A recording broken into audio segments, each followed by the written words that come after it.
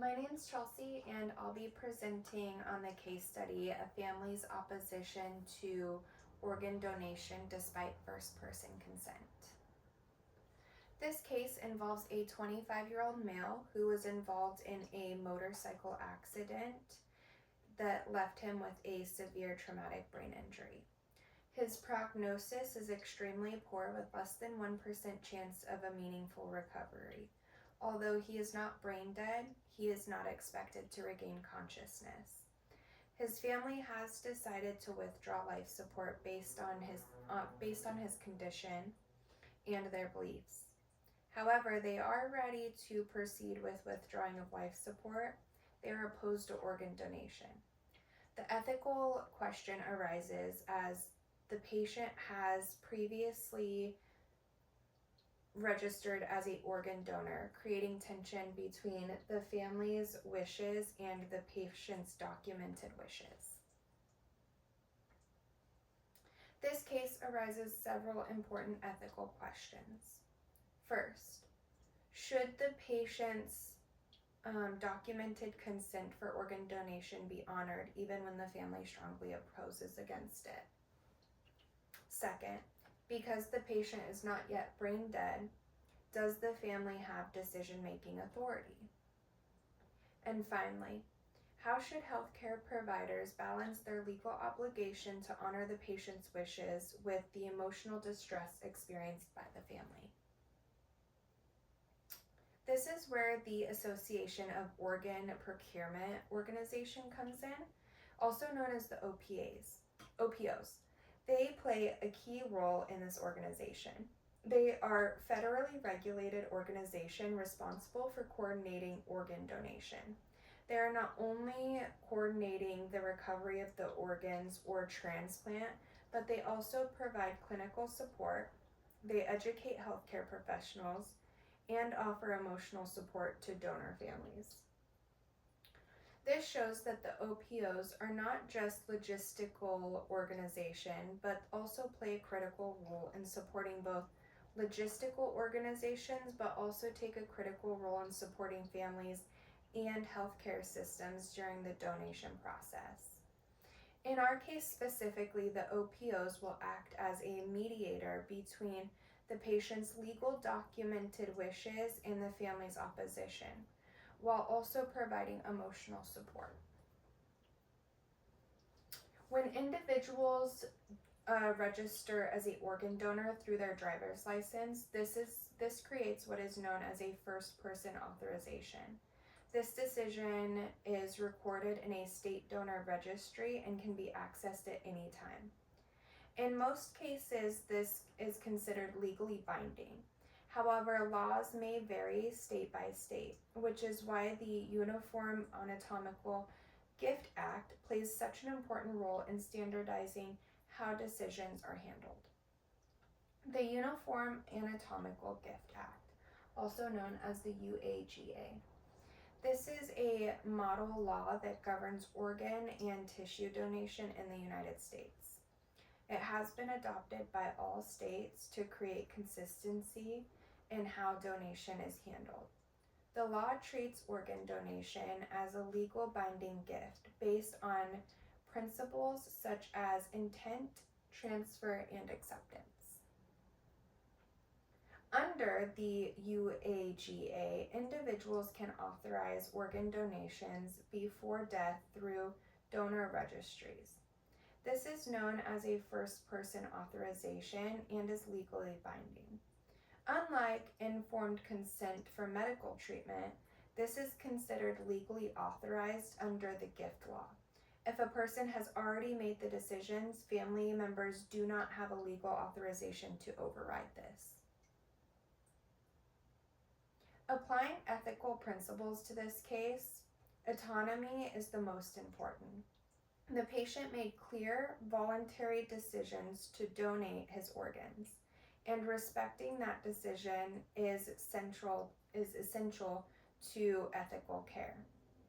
Beneficence supports organ donation because it has the potential to save multiple lives.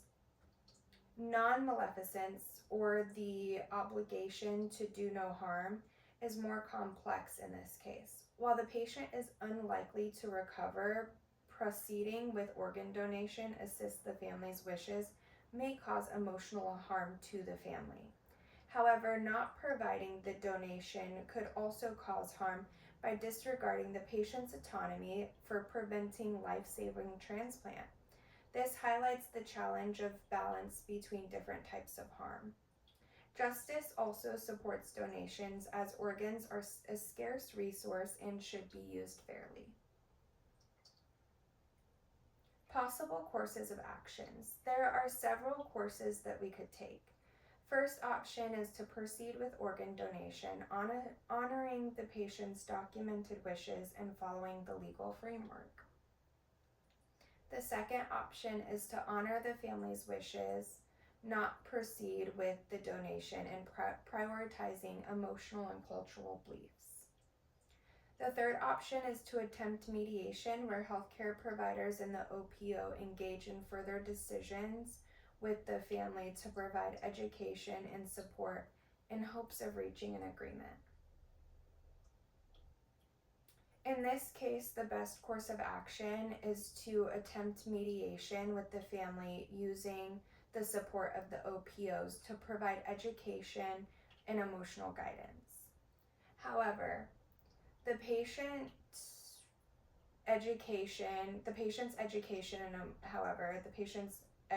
and emotional, the patient's autonomy and legal documentation wishes must ultimately be respected. Under the UAGA, this decision is legally binding. As Scroff emphasizes, organ donation must be guided by an ethical and legal practice. Therefore, once death is declared, organ donation should proceed in accordance with the patient's prior authorization. As shown in this image, a single organ donor has the potential to save up to 8 lives. It also improves the lives of over 70% of its receivers, and this highlights the real-world impact of honoring a patient's decision to donate. One major conflict in this case is the family's opposition. Families may feel that their wishes are being ignored, especially during a time of grief or due to cultural or religious beliefs. In response, healthcare workers should support while still emphasizing the patient's prior decision. Another conflict that involves ethical concern relates to harm. Practically, emotional harm to the family. While this is important, it must be balanced against the patient's autonomy and the benefit of organ recovery. Only occurs after legal death is declared, ensuring ethical standards are maintained. In this case, there is a distinction between legal and ethical responsibilities. Legally, first-person authorization is binding and meaning that the patient's decision must be honored. However, ethically, healthcare providers still have to be responsible to support and guide families through the process, acknowledging their emotional and cultural concerns. As noted by Fuchs in the American Public University Law and Ethics, both ethics and law are important because they relate to human conduct, but they are far more from interchangeable. They differ in purpose and are enforced by different measures. While both are important, patient's autonomy ultimately guides the final decision. This case highlights a complex ethical dilemma, respecting patient autonomy and addressing family wishes during a time of grief. While it is important to support the family through mediation and provide emotional guidance, the patient's decision must remain the priority. Registering as an organ donor represents a meaningful and intentional choice. Under both ethical principles and legal standard, decisions should be honored. Therefore, organ donation should proceed in accordance with the patient's wishes once it is declared. Respecting patients' autonomy is essential in maintaining trust in this healthcare system. And here's a list of my references. Thank you so much.